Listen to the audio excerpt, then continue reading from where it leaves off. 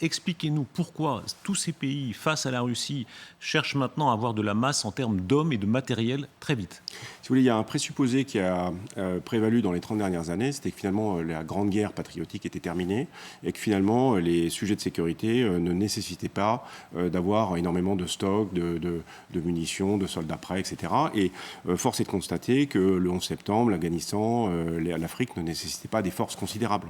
Et là, brutalement, on découvre que la Russie, en fait, reste une puissance militaire de premier plan, qui est prête à envoyer des centaines de milliers de soldats, qui est prête à perdre 1000 hommes par jour en ce moment, qui envoie des centaines de missiles, là où nos stocks sont beaucoup plus petits. Et ce chiffre vertigineux, pardon de vous couper, 1000 hommes par jour, oui, dites-vous, blessés et morts compris. Blessés, mis hors de combat, oui. Ça paraît tellement, pour nos sociétés, l'idée de perdre 1000 hommes par jour est inimaginable. Eux le font.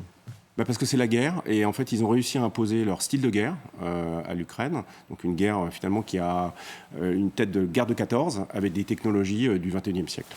Mais ça reste du sang et de l'acier.